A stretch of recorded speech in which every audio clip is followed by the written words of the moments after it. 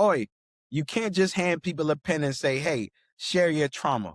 That's how you break people open and leave them there. Bruh, that ain't safe. A lot of writing spaces, in my experience, mean well. Let's be honest. Let's go deep. Let's get to the root of this. We're going to get this out of you. But expression itself is not healing. Expression by itself can just lead to a vulnerable space. And I believe that's one step that can allow people to work through therapeutic writing prompts that allow them to heal. If the container isn't right, storytelling turns into re-traumatization. We don't want to do that. And the very thing that was supposed to make you feel safe can make you feel exposed. Let's have this conversation now, but let me frame the core problem in just a few sentences. People treat trauma sharing like a shortcut to relationship building or connection. And for people who have lived through real instability, that's not the best way to build trust through intensity. It's about being consistent, authentic, and even predictable. If we're asking people, especially youth that are impacted by the legal system, to go deep without the structure, without choice, and without support, again, that's not facilitating healing, but facilitating vulnerability without a pen. So here's 4 ways that we started doing things differently. We start with regulation, not disclosure. Let's get people grounded. Let's create a space where we can invite people to feel safe, to step in. Before anybody shares a story or a lyric in the room, this can be as simple as breath work, heart breathing, box breathing, or check-ins. Let's do some body scans. Let's see where people are. How are people coming into the space?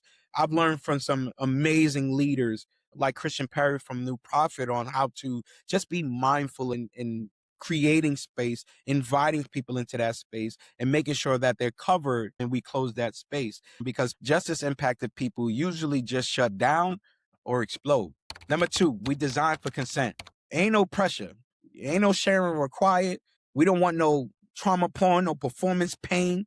We don't want none of that here. Instead, what we try to do is give prompts that have depth, but also range. So we might ask, write about a moment you learned something about yourself.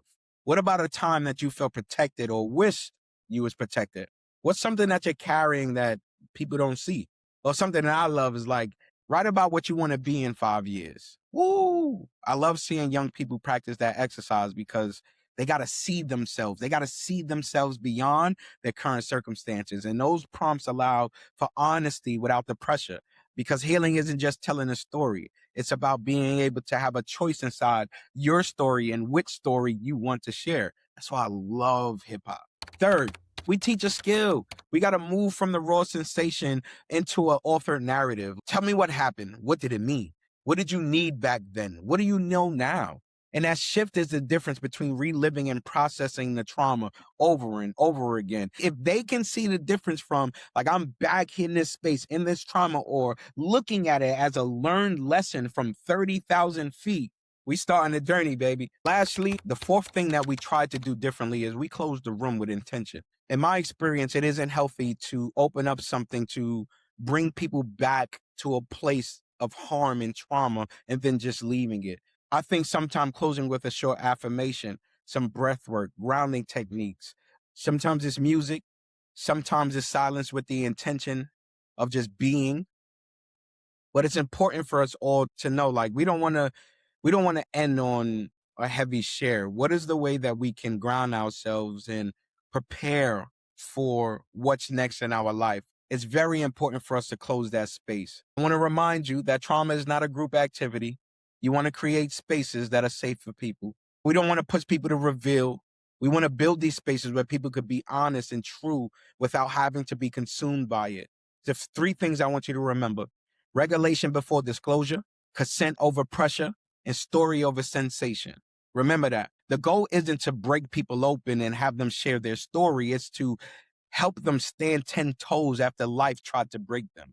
I speak about the hidden curriculum inside leadership that allows people to heal in this video here. Tune in.